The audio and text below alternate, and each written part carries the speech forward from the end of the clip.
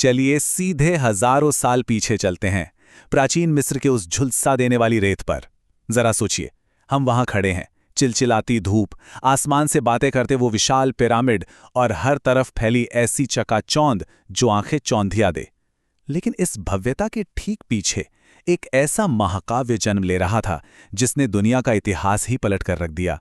आज के इस विश्लेषण में हम सिर्फ पन्ने नहीं पलटेंगे, बल्कि एक चश्मदीद की तरह उस खौफ, उस भव्यता और उस पूरी यात्रा को करीब से महसूस करेंगे। सभी इब्रानी लड़कों को मार दो, ये सिर्फ एक आदेश नहीं था। सोचिए, फिरौन के उस ठंडे संगमरमर के महल में जब ये क्रूर फरमान गूंजा होगा तो क्या हुआ होगा। महल के वो खूंखार पहरेदार जो किसी मौत से नहीं डरते थे, उनके चेहरों पर भी इस खौफनाक काम को अंजाम देते वक्त एक अजीब सी दहशत थी।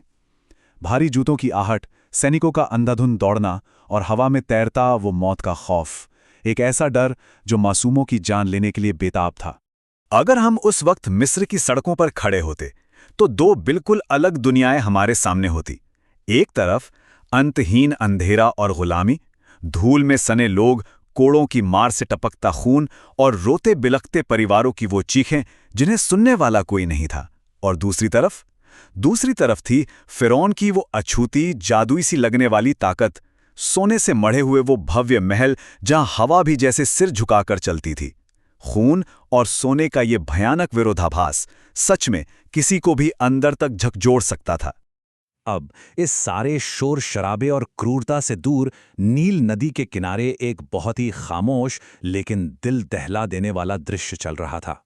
रात का गहरा सन्नाटा और एक बेबस मां जो अपने नवजात बच्चे की जान बचाने के लिए उसे एक बेहद नाजुक सी टोकरी में रखकर लहरों के हवाले कर रही है।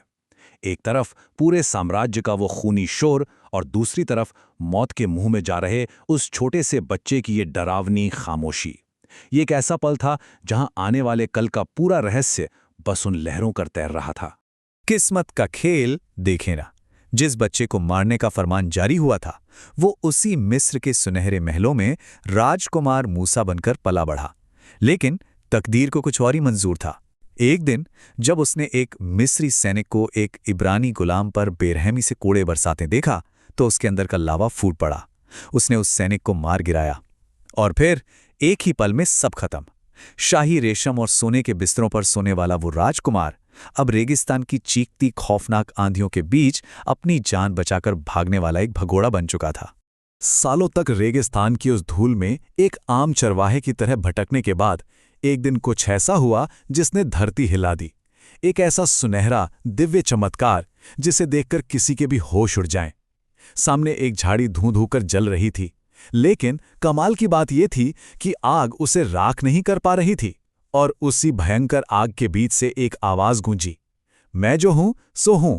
इस एक पल, इस एक आवाज ने उस भगोड़े को एक ऐसे नेता में बदल दिया जिसे अब वापस उसी खौफनाक महल में जाना था। तो चलिए अब हम इस महाकाव्य के सबसे खौफनाक अध्याय में प्रवेश करते हैं, 10 विपत्तियों का वो भयानक दौर। जरा सोचिए, हम वहां मौजूद हैं, मूसा लौट आया है, फिरौन आजादी देने से मना कर देता है और फिर जो शुरू होता है वो कोई आम सजा नहीं थी। पूरी की पूरी जीवन देने वाली नील नदी अचानक गाढ़े खून में बदल जाती है, हर तरफ सिर्फ खून। उसके बाद अनगिनत दम घूट देने वाले मेढक हर घर, हर बिस्तर पर रेंगने लगते हैं। फिर अचानक दिन के उजाले में एक ऐसा डरावना खूब अंधेरा छा जाता है जो इंसान को अंधा कर दे। और आखिर में आसमान से आग और ओलों की बारिश। मिस्र के लोग, वो ताकतवर सैनिक, सब के सब बेबस थे। वो अजय साम्राज्य उनकी आंखों के सामने ताश के पत्तों की तरह बिखर रहा था। और फिर आई वो आखिरी रात जो सबसे ज्यादा खौफनाक थी। उस रात मिस्र के हर एक घर से सिर्फ और सिर्फ मातम की चीखें उठ रही थीं। वो फिरौन जो खुद को भगवान मानता था, जिसका घमंड पिरामिडों से भी ऊंचा था, उस रात वो पूरी तरह टूटकर बिखर गया। अपना सब कुछ तबाह होते देख वो अपने ही सिंहासन से बेबस होकर चीख पड़ा, जाओ, निकल जाओ यहां से। यह सिर्फ एक वाक्य नहीं था, ये उस महान साम्राज्य का पूर्ण आत्मसमर्पण था जिसने सदियों की गुलामी की जंजीरें एक झटके में तोड़ दीं। अब आज़ादी तो मिल गई, हजारों लोग अपनी जान बचाकर भाग रहे थे। लेकिन तभी एक ऐसा सस्पेंस सामने आता है जो सच में रोंगटे खड़े कर दे।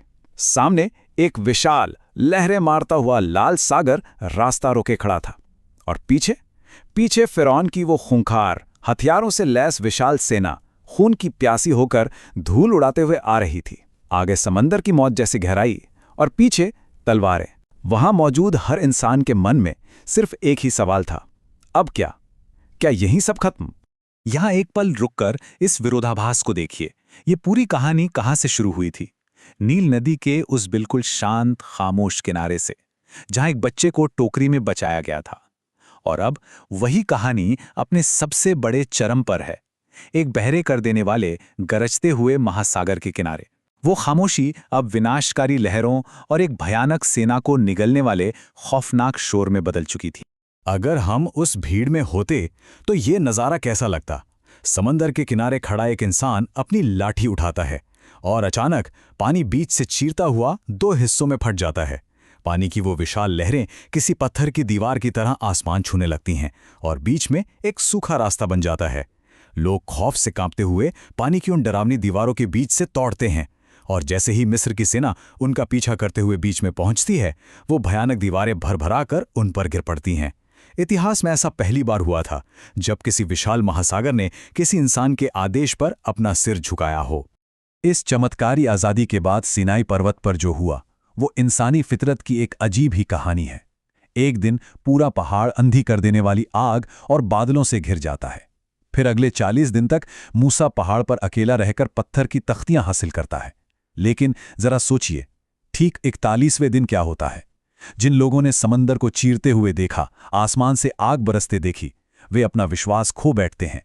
वे सोना पिघलाकर एक बछड़े की मूर्ति बनाते हैं और उसकी पूजा करने लगते हैं। मतलब चमत्कार देखने के बावजूद इंसान का विश्वास कितनी आसानी से डगमगा जाता है। खैर, इस लंबी, थका देने वाली और अचरज भरी यात्रा का अंत बहुत ही शांत था। रेगिस्तान की उस जानलेवा धूप में भटकने के बाद आखिर में वो वादा की गई भूमि सामने आ ही गई। सुनहरी धूप में नहाती हुई हरी भरी पहाड़ियां, एक बिल्कुल नई सुबह। मूसा, जो अब काफी बूढ़ा हो चुका था, एक पहाड़ की चोटी से इस नई शुरुआत को देख रहा था। हाँ, उसे खुद उस जमीन पर कदम रखने की इजाजत नहीं थी, लेकिन उसके चेहरे पर एक अजीब सा सुकून था, क्योंकि उसने अपने लोगों को उनकी मंजिल तक पहुंचा दिया था। ये पूरी गाथा हमें एक बहुत ही गहरे सवाल के साथ छोड़ जाती है। जरा सोचिए, एक ऐसा बच्चा जिसके लिए फरमान था कि उसे नदी में डुबोकर मार दिया जाए, वही बच्चा आगे चलकर एक ऐसी ताकत बना जिसने समंदर को चीर कर रख दिया और दुनिया के सबसे खौफनाक साम्राज्य को घुटनों पर ला दिया। ईश्वर तुम्हारे लिए लड़ेगा। ये विचार सोचने पर मजबूर करता है कि कैसे सबसे बेबस नजर आने वाली चीजें भी इतिहास का पूरा रुख बदल सकती हैं। सच में, ये एक ऐसी यात्रा है जो सदियों तक हैरान करती रहेगी।